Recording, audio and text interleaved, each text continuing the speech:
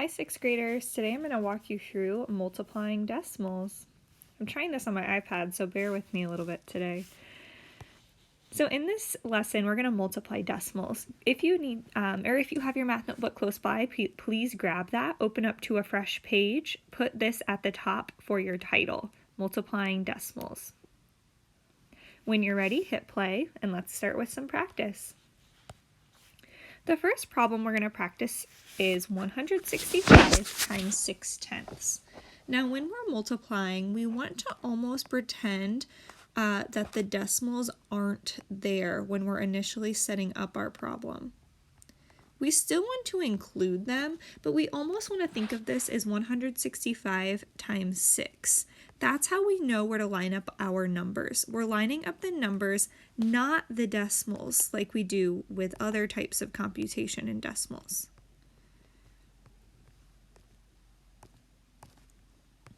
Get my font right here. Okay, so there's 165 times 0.6. Now we start multiplying, and we'll pay attention to the decimals at the very end. 6 times 5 is 30. So I write a 0, carry a 3. 6 times 6 is 36, plus 3 more is 39. I drop the 9, carry the 3. 6 times 1 is 6, plus 3 more is 9. I drop the 9, I have nowhere else to go. How we figure out where our decimal goes in our answer is we count how many numbers are after the decimal in our problem. Well, we only have one decimal in our problem, and we only have one number after the decimal. So we start to the right of our number and move to the left one spot to place our decimal in the right place. 99.0 is the same thing as 99. Our answer to 165 times 6/10 is 99. Let's try another one.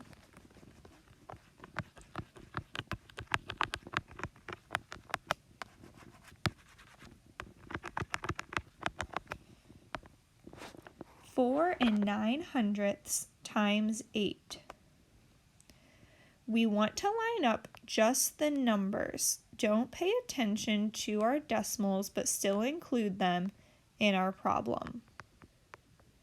Just like this. Now we multiply like normal, and we'll take care of our decimals at the very end.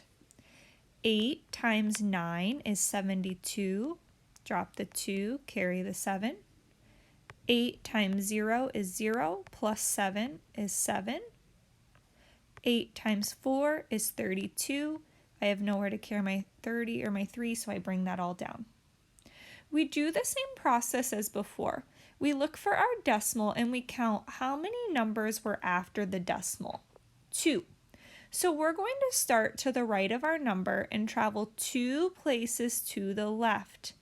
That's where our decimal is going to be placed. We had 2 numbers after the decimal up here, so we want 2 numbers after the decimal in our answer. 32 and 72/100. We can ask ourselves if that makes sense because we had 4, a little bit more than 4, being multiplied by 8. And I know 4 times 8 is 32, and we had a little bit more than 4 with our 0.09, so we had a little bit more than 32 with our decimal attached to the end. All right, let's try another example.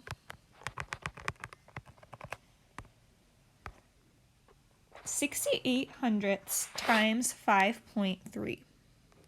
Again, do not worry about lining up your decimals. Think about your numbers. Our 68 and our 5.3, we're lining it up almost as 68 times 53. The decimals stay, but we don't have to worry about them until the end. Now we multiply like normal. 3 times 8 is 24. Drop the 4, carry the 2. 3 times 6 is 18, plus 2 more is 20. Drop the 0, carry the 2. 3 times 0 is 3, plus 2 more is 2.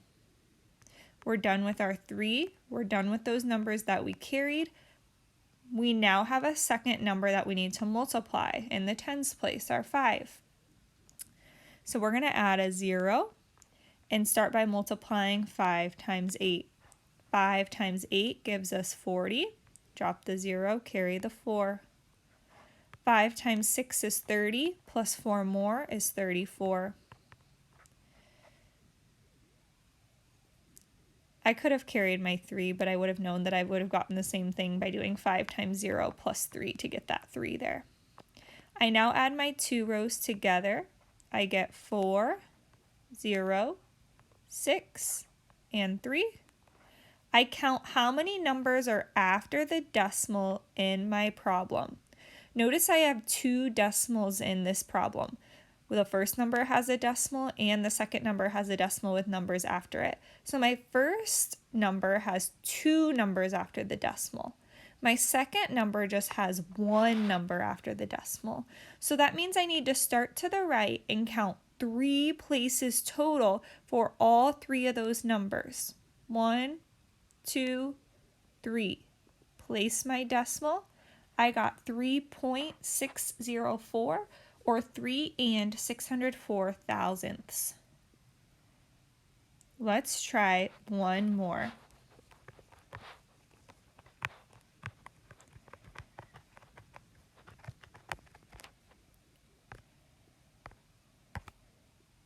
.35 times 0.27.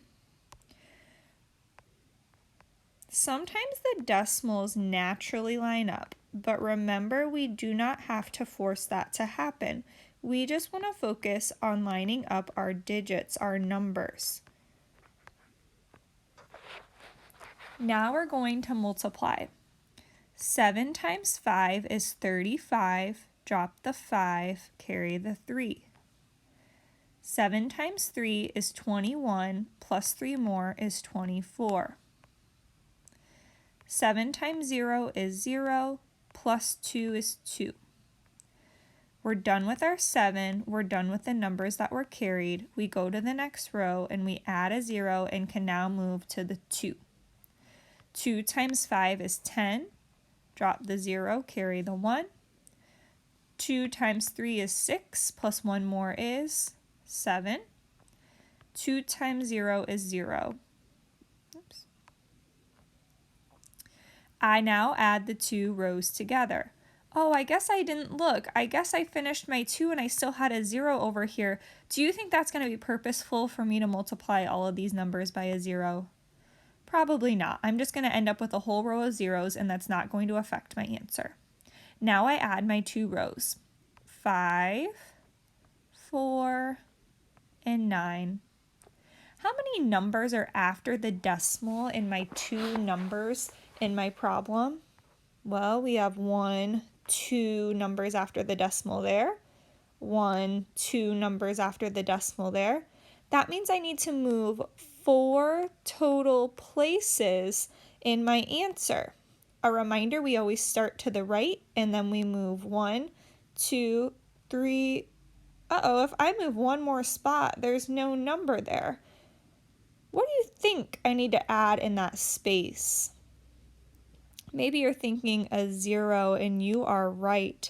If we ever move our decimal and there ends up being an empty place value, we cannot leave it empty. We need to fill that with a 0 to keep the answer correct, to keep the value where it needs to be. So since we needed to move that decimal 4 places and there were only 3 numbers, we move it all 4 places and add a 0 for that empty place value.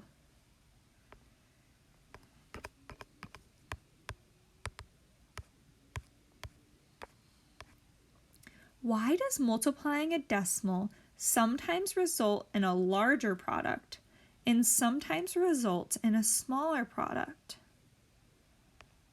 What do you think? We talked about this with dividing as well.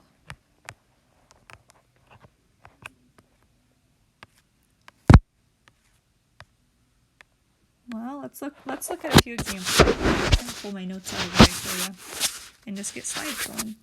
I'm not sure if I know how to do that though. There we If you have 10 $5 bills, how much money do you have? Well, 10 $5 bills means you'd have $50 because 10 times 5 is 50. If you have 10 $1 bills, how much money would you have? Well, 10 times 1 would give us $10. If you have 10 quarters, how much money would you have? Well, 10 quarters, 25 cents a piece, that would only be $2.50 because $1 is 4 of those quarters, $2 is 8 of those quarters, 10 would be $2.50. Interesting. So up in our $10 problems, we were taking whole numbers times whole numbers and they were getting larger. Well, in this example, we were taking a whole number times a decimal and my answer got smaller. Let's look at another example. If you have 10 dimes, how much money would you have? Well, 10 dimes are worth 10 cents. 10 times 10 cents would give you $1. Another example where we started with the whole number 10, we multiplied by a decimal, and our answer got smaller to $1. If you have 10 pennies, how much money would you have? Well, 10 times a penny would give us 10 cents. Started at a whole 10, ended at something smaller, 10 cents. Can you recognize what's going on here? When we multiplied by a whole number, our answer either stayed the same if it was 1 or got larger than that first number. If we multiplied by a decimal, our number got smaller than that first number. Multiplying by a decimal that's less than 1, I should add. A decimal that's greater than 1, like 1.5 or 2.4, that will still give us a larger answer, a larger product. But when we're multiplying by a decimal less than 1, that's going to result in a smaller product. A factor less than 1, product gets smaller. Both factors greater than 1, product gets larger.